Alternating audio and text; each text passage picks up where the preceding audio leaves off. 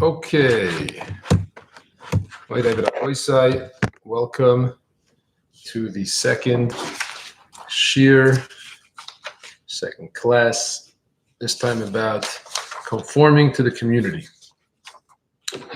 So before we start, I'll give a brief outline of the shir, and then we'll begin. Okay. So before we talk about the controversial title of the shir, do you conform to the community standards, and how do you balance your personal versus your community standards? We need to first define what it means to be part of a community. So the first thing that we'll do is define what does it mean to be part of a community. In the physical sense, a community in the physical where you live, and also in the personal sense of actually belonging to a community. Then we'll talk about, first of all, the importance of living physically in a good community. And then we'll talk again about the other aspect of personal involvement in a community, being part of a community. After that, we'll get to talking about conformity and how to balance your standards, your personal standards versus your community standards. And we'll conclude with some ma'aseh b'poyel, practical advice, practical ideas, how we can bring this down the ma'aseh. Okay.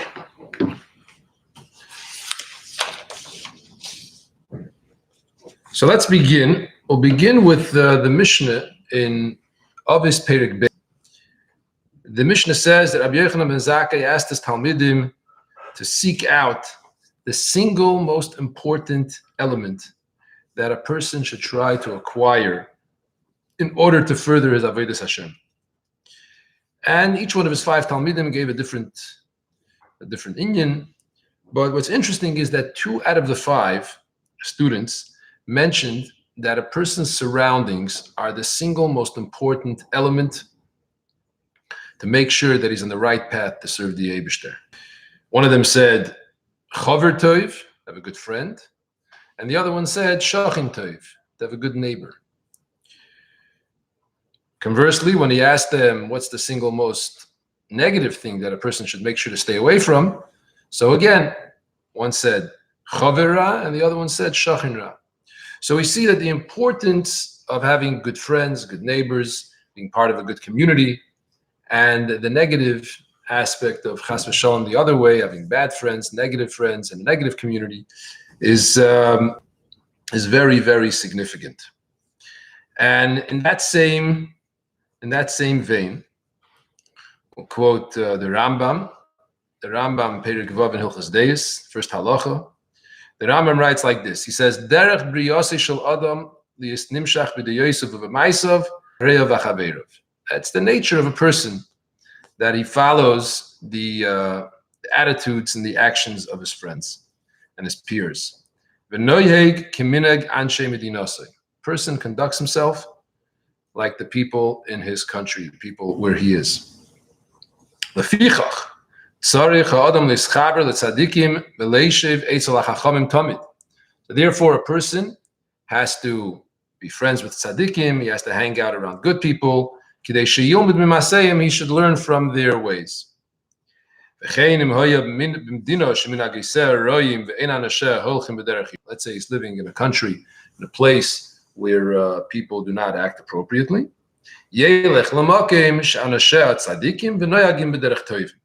So he should go to a place where people are doing what they're supposed to do. So the Rambam is telling us over here the importance of being part of a good community. And to the point that if you're not in a place if you're not part of a good community, so you have to leave that place immediately and join a good community. Because a person, it's the way that it's just natural that a person is influenced by his surroundings, by his peers, by his community. The Rebbe writes to young couples that are getting married about the importance of living in frum communities, and when possible to live also in Lubavitch communities. unless, of course, they're going on shlichus, in which case their job is to create communities and to influence other people. Otherwise, the Rebbe suggests, encourages them that they should live in Lubavitch communities, whether Kfar Chabad or Nachlas Har Chabad or Crown Heights. Now there are many other Lubavitch communities around the world. A person should try to live and be part of a good, preferably Chabad community. Just to quote a couple of minus that the Rebbe writes to this end.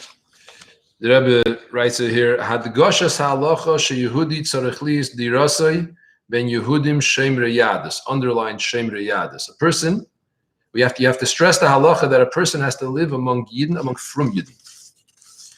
In another letter, in another minor, the Rebbe writes to somebody: Ashrei chelkoi asher chai ata b'sviva shel shemre Torah mitzvahs. How lucky you are that you're living in a community of people who keep Torah mitzvahs. And finally, another minor, actually a piece of a letter, where the Rebbe is writing to a woman that your husband is correct, that it's very important to live in a place that has an atmosphere of Yiras Shamayim. This is important, even for older people, and certainly with regard to younger people. It's worthwhile to forgo many things for the sake of this. So, living in a good community, in a frum community, in a Lubavitch community, cannot be overstated. Extremely important. Just the physical fact of a person being part of a Lubavitch community. Now, that's as far as the physical element. A person should make sure to live in a good place, hang out around good people. And the Rebbe explains that it's extremely important, especially for people who are just married, who are just starting to go out on their life. So that's the physical element of being part of a community. But then there's also the personal element to a community. Sometimes you have somebody who's living in a physical community, but doesn't actually feel part of a community. So being in a community is much more than just the physical. It means to actually be a part of something, be a part of something greater, be a part of something communal. It's the word community, where a bunch of people come together to form a single entity. So what does it mean to be personally involved and to be a part, benefesh, to be part of a community? So really, I want to divide this into two parts. The two parts, we'll call it the personal part, and then the activism part. Or put otherwise, one part is what you benefit from the community, how you are influenced by the community, and the other part is how you benefit the community, how you are influencing the community. And both of these things are extremely important. We'll start with the first thing of what do you gain and how do you get involved in a community? How do you benefit from the community personally? So being part of a community involves such things as, for example, minyanim. You daven with a minyan. You wake up every single morning, you go to shul, you make sure to daven with a minyan. Shachris, Mincha, Ma'ariv. Anybody who took chassan classes by me knows that I'm a very big fan of people going out for Mincha Ma'ariv. And just, going to shul, being together with other people on a daily basis, Shachris, Mincha Ma'ariv is extremely important part of being part of a community. A person who doesn't go to shul to daven, who never davens with a minyan, he's not really part of the community. He may be living there physically, but he's not really joining together with others. So minyanim is extremely important. Shiurim. Every community, if it could be called a community, it has to have shiurim. Whether it's a weekly shir, whether it's a Shabbos shir, whether it is chavrusa shir, whatever it is, maybe a Sunday or an evening shir, whatever the situation is. Every community has to have shiurim. Extremely, extremely important. And this is one of the big benefits that a person has to being part of a community. There's classes, there's things that you can join and learn and be part of something. In Hasidic communities, in Lubavitch, there's another very important thing, Farbrengen. Farbrengen is extremely important. A person should go and sit with Chaverim, say L'chaim, sing Hasidic Nigin, hear his Divriyos Eirus. Just hanging out with Chaverim is a good thing, and especially when you're hanging out for a good purpose, to mechazik each other, etc. This is very, very important. The Rebbe writes in many places to people living in outlying communities that I was happy to hear that you joined at the Farbrengens with Hanash, or I was unhappy to hear that that you were not part of the Farbrengens, and why aren't you part of the Farbrengens? You should join the Farbrengens. So Farbrengen is very, very important for a person's community involvement. And in this category also falls in the very controversial topic that we're going to be discussing soon, which is community standards. Certain standards that are adopted by a particular community, and a person should or should not, has to or does not have to abide by those standards, which again, like I said, we'll talk about that soon, shortly. So this is the first part of community involvement. The person is involved and benefits from the community. He goes to minyanim, he is involved in shiurim, he comes to Farbrengens, he hangs out with other people. He's not antisocial. He hangs out with people. He's together with people. That's the only way to be part of a community, is to actually see people more than once a month, and more than twice a year. If a person is not hanging out in the public areas, then he's not really part of the community. Then there is the second half of community involvement, which is like the famous Reb John Fitzgerald Kennedy said, that ask not what your country could do for you, ask what you could do for your country. What can I do to benefit the community? Or as the famous video when a person went by the Rebbe, and the Rebbe was talking to him about about the Jewish education, and he was recalling a meeting that he had with the Rebbe many years earlier, and the person tells the Rebbe, says, "Rebbe, you're amazing." So the Rebbe says, what will be the benefit for the community that I am amazing?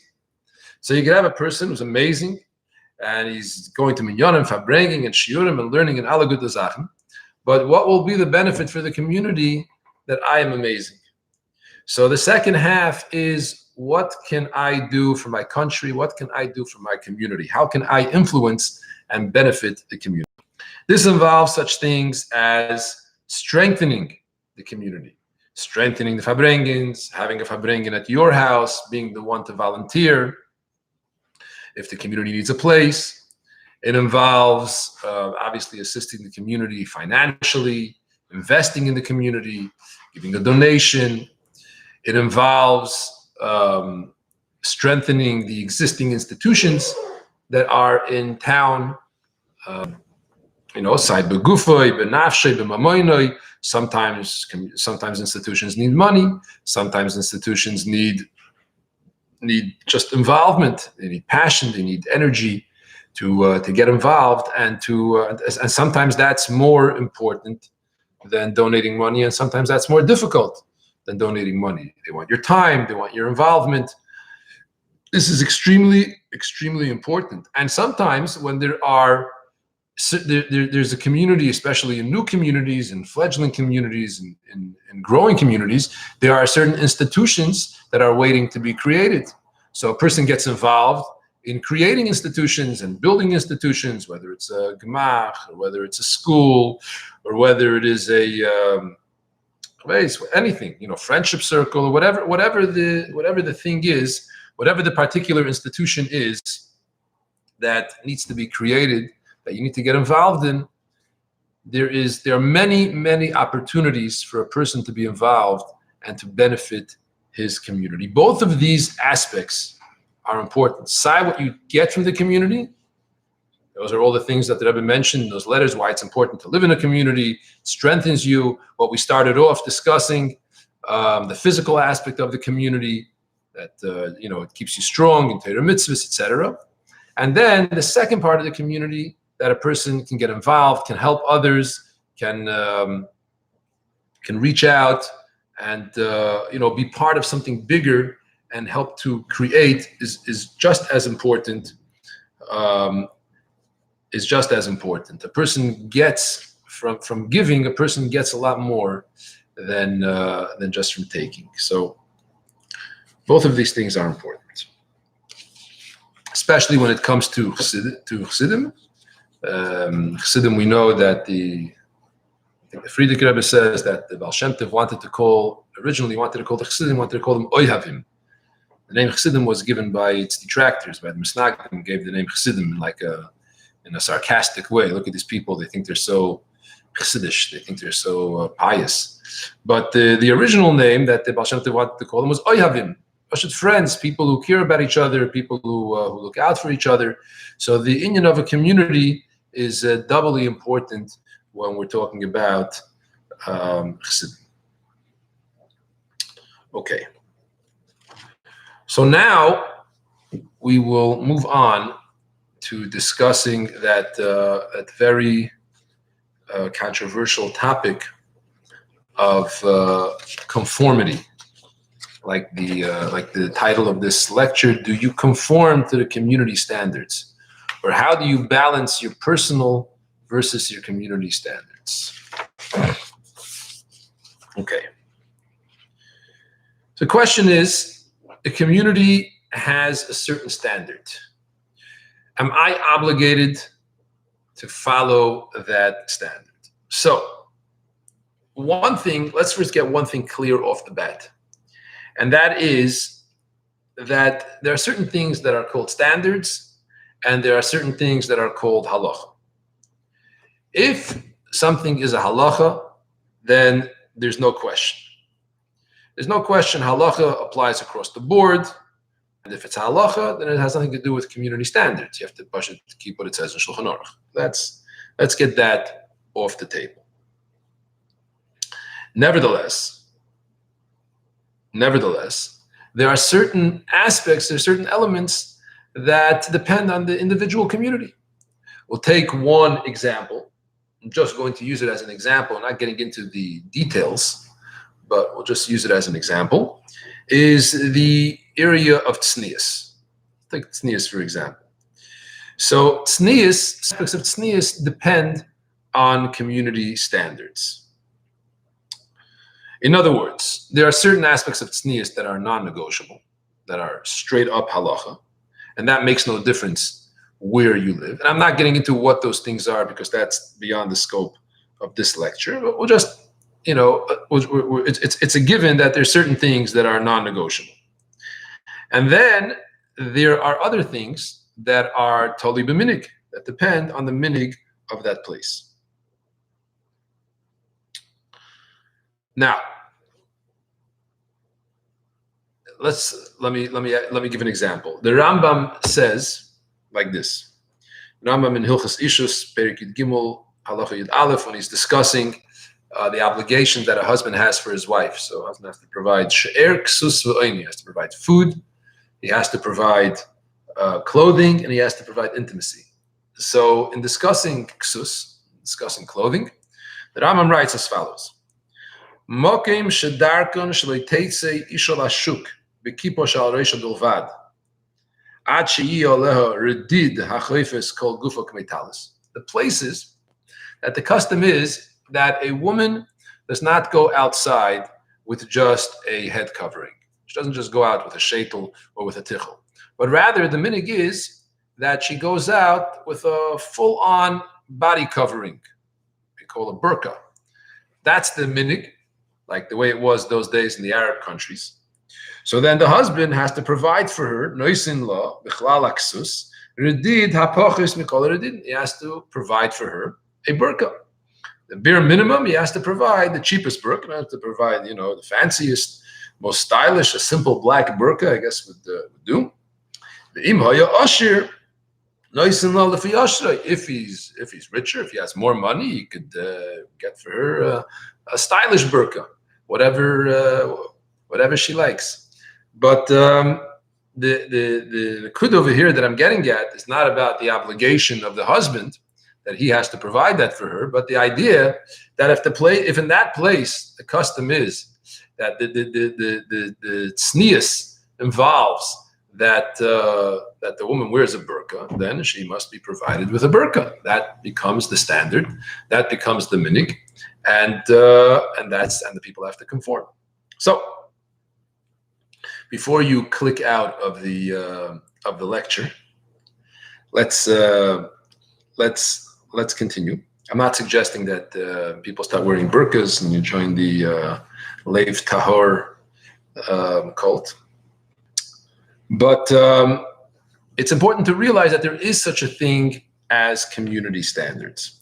And furthermore,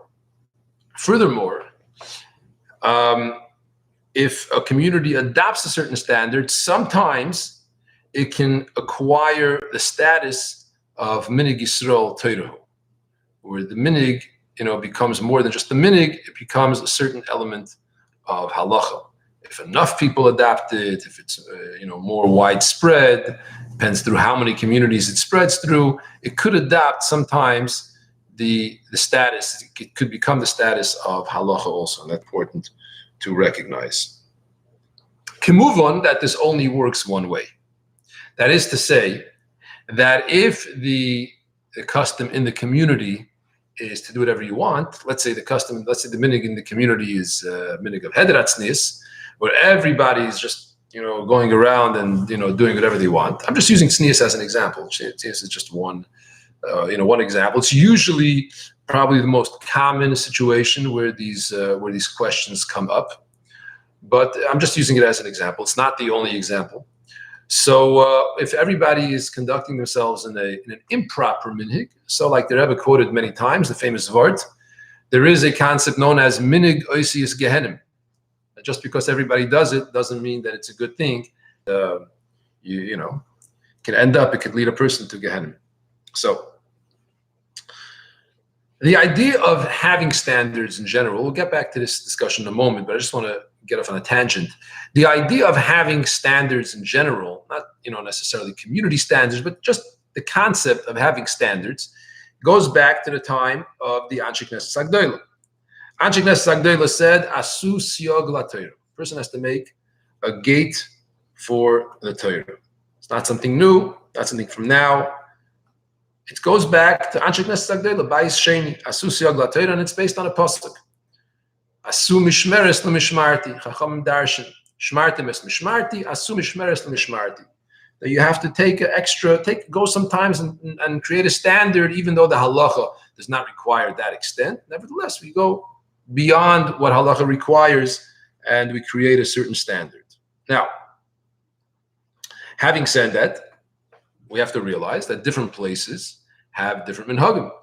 And just because one place has a minig, for example, that you wear seamed stockings, so it doesn't mean that you have to have that minig. Different minhagim. Asri de Rav kirav, asri de Shmuel kishmuel. Every place has their own minhagim. At the same time, when the minig is a certain way in a certain community, it's important to be sensitive to the standard of that community. As an example, the Rebbe writes to a woman who was, this letter is printed in Igris, a woman who was writing regarding driving a car. And the Rebbe said to her that in your community, for a woman to drive a car is considered hederatznius, and therefore you have to be sensitive to that, and you should not drive a car in your community. It's not to say that personally in your own life you can't drive a car. You don't have to adopt that standard, but you should be sensitive to the community that you're in. Obviously, talking about a woman, I guess, who was not who was living in a non-Lubavitch community. Maybe that's just another reason why you should make sure to live in a Lubavitch community. Otherwise, maybe your wife won't be able to drive a car. So, but bottom line is that the Rebbe was saying that you have to be sensitive to that community. Just like, for example, a person comes into shul. Let's even you have a guy who walks into shul. A guy is not obligated to put on a yarmulke, but a guy walks into shul. He understands. In shul, you wear a yarmulke. It's out of respect to the people in shul, out of respect to the people that he is visiting, that he's now part of. Just out of respect to them, you respect their standards, and he puts on a yarmulke. So that's as far as the concept of standards and community standards, and the importance of not stepping on standards. Now, sometimes, as with everything, and this truth is that this happens gradually over time. You'll notice this in every single community. Over time, standards change. Sometimes standards change to one direction. Sometimes standards change to the other direction. Sometimes people become more frum. The standards become more frum. Sometimes the standards become more lax. Just the way it is with a lot of things. Now, if the standards change, and sometimes standards go up and down, so then, who's to say that I myself can't go up or down? Who creates the standards? The people create the standards. If the people create the standards, and I'm a person, and the standards can go up and down, so maybe me as a personal individual, I could also decide, I'm going to bring my standards up and I'm going to bring my standards down.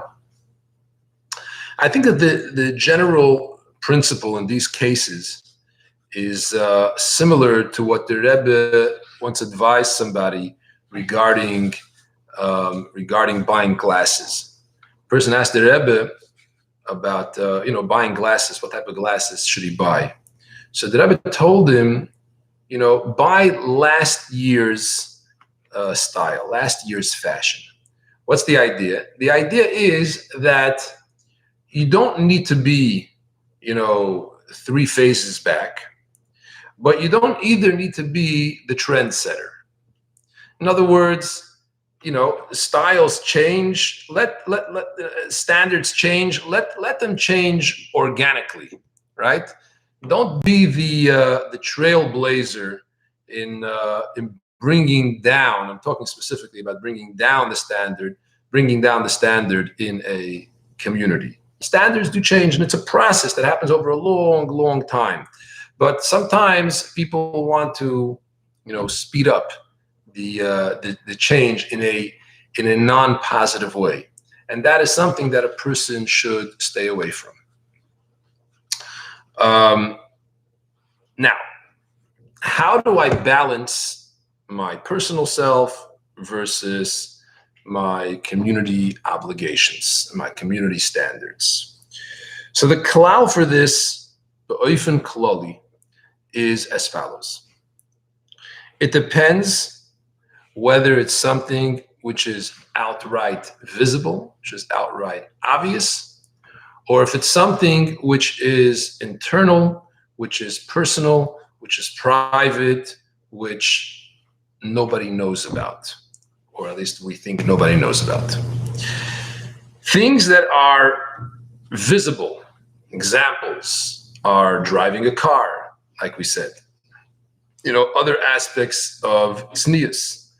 In some communities, that would involve owning a smartphone that doesn't have a sticker on it. Whatever the standard is, whatever the particular standard of that community is. If it's something which is visible, then a person has to maintain the community standards of dress, whatever it is. For a man, to wear certain, certain clothing, certain things. Those things that are clearly visible, that when I go out, it expresses something to the community, to the people around me. Those are things that I should defer to the community. Things that are more personal, my level of davening, my learning, my hider mitzvah, what goes on in my bedroom, the kahai gavne, things like that, that is where there's a lot of, gray area, and every person in the same shavis, one person is holding here, one person is holding there. It's very, very different, one person than the other person. Can move on even in private things. The person should always, try to be on the up and up. Should always try to be going higher and higher. Like we always chazir the word that b'mokim she'ein anoshim mishtadel liyasish. in a place where there are no other men, which is basically in your own home. Hishtadel liyas ish, try to be a man, try to do the right thing. But al kol panim, over there's a lot of room for differences, for all kinds of levels al gabe levels, and over there each person is is on his level. It doesn't affect, at least directly, the community, and over there's a lot of room for differences. Now, I want to talk a little bit, practically speaking, about two basic types of communities, and bring it down to some ma'aseh b'poil. And so the two basic kinds of communities are the big communities, like Crown Heights comes to mind, and some communities in Eretz Yisrael. I'm going to be focusing mostly on Crown Heights. And out-of-town communities, smaller communities, communities like Chicago, Florida. There's a lot of small communities. Muncie, which is maybe becoming a bigger community. Other communities, Montreal, Toronto, etc. Those are also a little bit more bigger communities. But basically, the big communities and the smaller out-of-town communities. And there's a lot to be said about both of these types of communities. Let's start with the big communities like Crown Heights. The shaila over there is big shaila, big question, which has developed, I think, in the last, I could say maybe since Gimel Tammuz, maybe last 20 years, I don't know. Is Crown Heights really a single community, or are there multiple communities living in close proximity in Crown Heights? It's a very, very extremely important question, and I don't know that there's a 100% clear answer. I think we can say that in certain aspects, certainly there are multiple communities in Crown Heights. It's not necessarily one single, homogeneous community, but at the same time, I think we can't completely splinter ourselves into so many different groups as to have no, commonality with and therefore no common standards at all with anybody. I think there is still an element of Crown Heights as a single community, if only due to the fact that we're all Lubavitchers and we all have the same Rebbe, etc. So there has to be a certain element of that as well, of singularity in the community. But at the same time, we have to also admit that there are multiple different communities within Crown Heights. So let's begin with Crown Heights.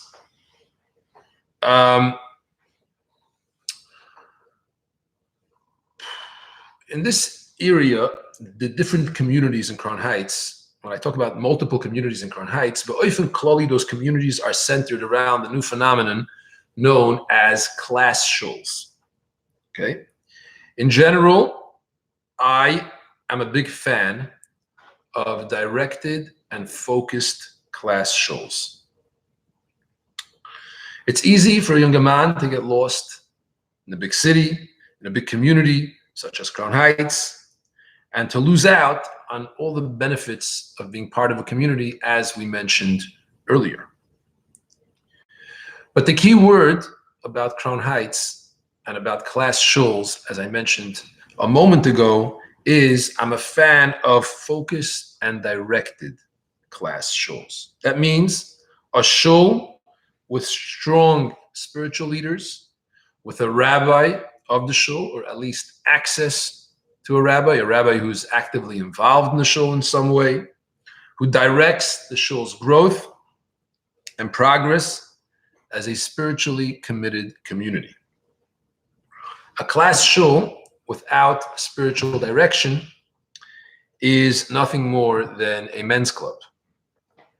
And I'm stopping just short of saying that it's a waste of time.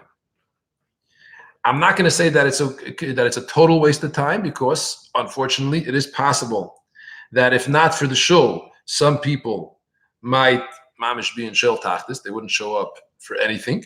So I can't say it's a total waste of time, but it's certainly a waste of opportunity. A shul has to be a catalyst for growth, has to be a catalyst for vadamkeit, and it has to have spiritual focus and direction.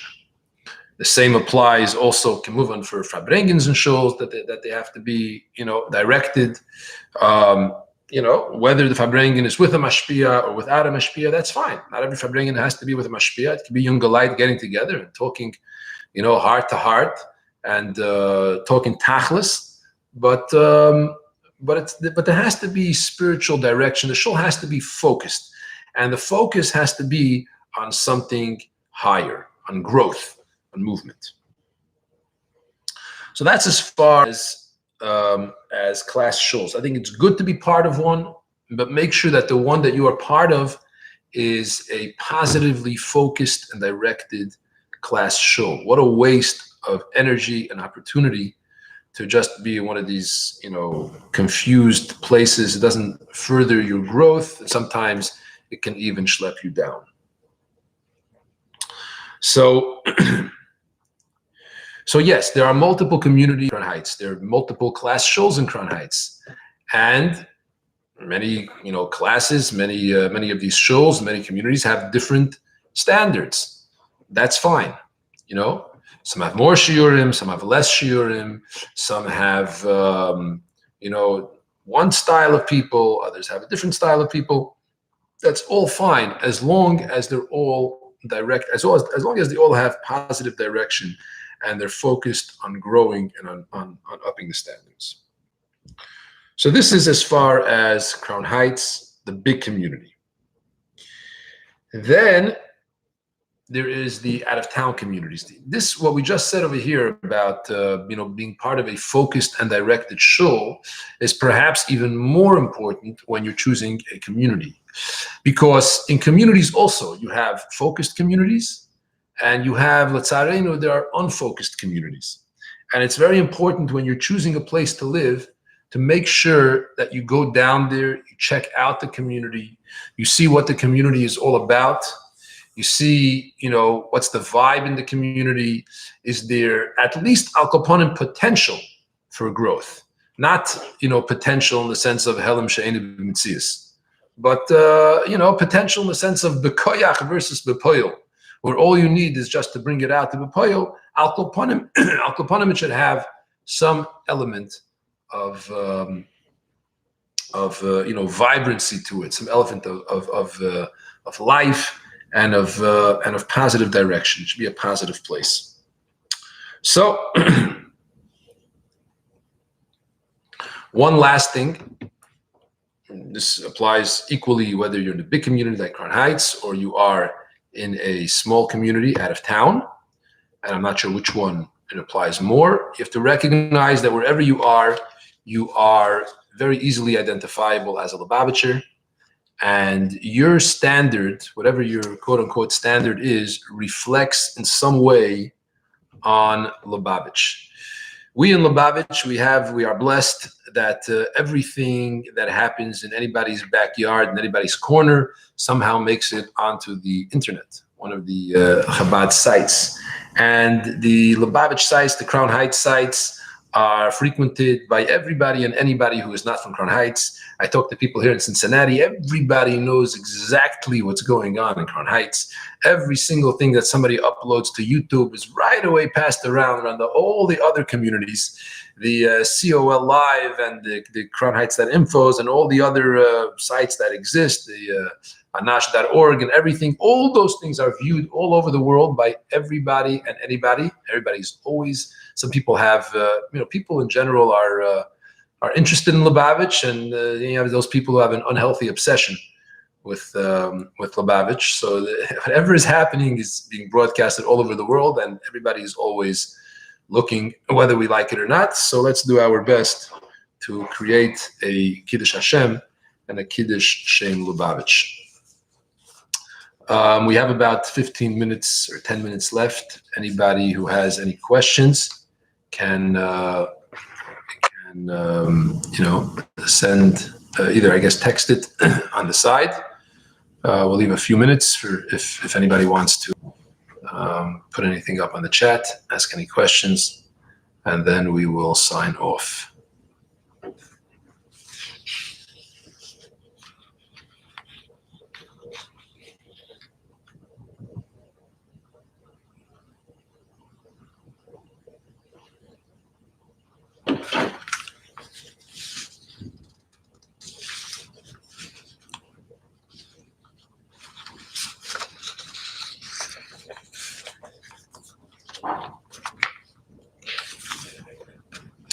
Okay. We will just want to wish everybody Kabbalas HaTorah b'simcha v'pnimius.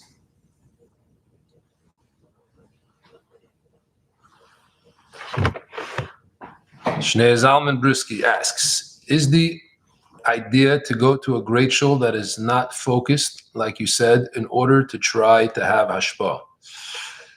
So it's a great question. And I think the answer to that is basically the last thing that I just said. And that is that you have to determine whether your ability to have hashpah is it an actual possibility, or is it b'chinas helem she'ein b'mtzias? In other words, if there is a realistic possibility of you actually having hashpah on that group, which many times there is, the possibility of a shul which is totally unfocused, with everybody not being interested in growth, etc., is relatively small. So it's usually possible, but you have to determine, first of all, is it possible mitzad shul? Are there enough people interested in Makabel Hashpah? And in the same way, how much fortitude, how much strength do you have, and to be able to end up being the mashpia and not the mushpa? So obviously, if you determine, weighing both things, that you have the ability to do that, then that's great. That's just like a person goes out and does shlichus, wherever it is. But you have to really make a real, true cheshbon nefesh, aliba de nafshei, and hopefully, that's a possibility. And if it is, great. But if it's not, if you feel like it's going to end up going in the other way, you have to make that determination.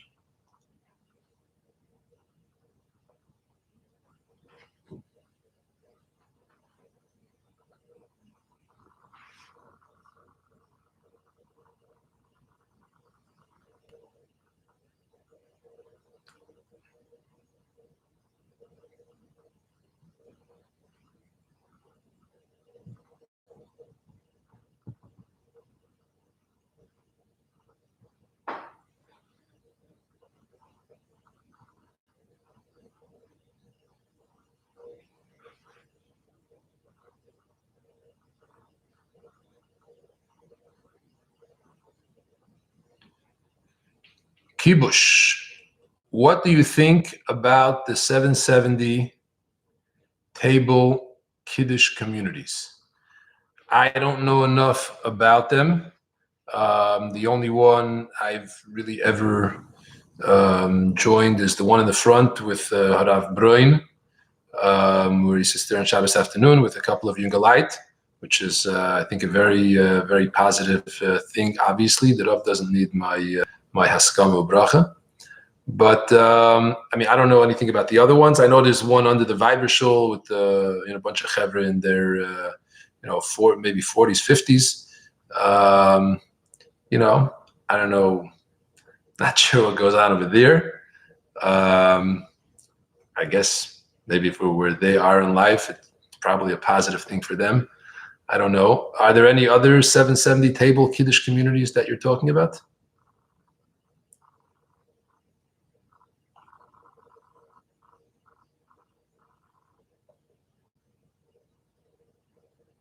But even Klali, if something isn't 770, if it's a kiddush in 770, and there's, it's usually a positive thing.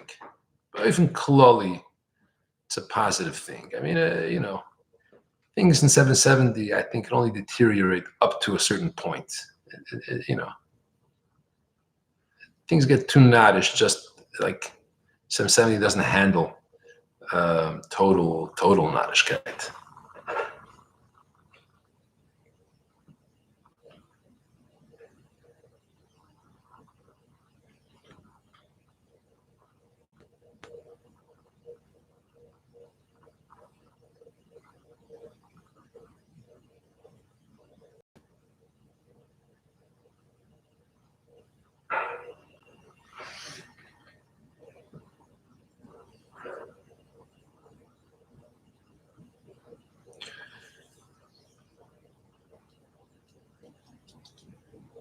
Okay, if anybody would like to add anything, you're welcome to continue texting on the side. In the meantime, I'll just conclude with a short vort in the spirit of 770 table Kiddush communities.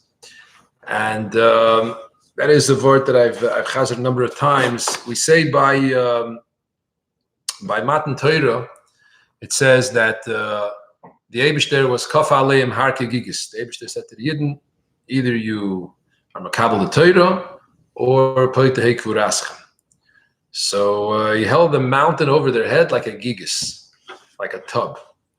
So the question is, why a gigis? You say he held the table over there, the mountain over their head like a rock. Held it over their head like a koira, like a beam, like a koiris beis habad. I don't know, whatever. What's up is kaf alim har ki gigis. He held it over the head like a gigis. What's a gigis? So Rashi says that a gigis is a kuba shematilin b'shecher. It's like this big tub that you fill with shecher, with mashke, with l'chaim. So the pshat is like this. The Eibishter said to the Yidden that I'm going to be giving you the Torah. We're going to be giving you a special chamuda gnuza, special precious gift that I have to give you. And the Eibishter says, in honor of that, the first thing that we have to do is make a fabringen. The Eibishter says, I'll provide the mashke. Here's the gigis, kuba shematilin b'sheichor, say l'chaim, and l'chaim everybody, kabbalah satayra b'simcho b'pnimius. If there are any more questions, everybody knows my number. And be matzliach in your individual communities, in your larger communities, sayin being makabel from the community, sayin in giving to the community, and v'oid v'hua ikir, we should be zoiche to see the Rebbe mizgalos tekef umiyad mamash. Shkoyach to everybody for joining. Matzlacha Rabba Muflada.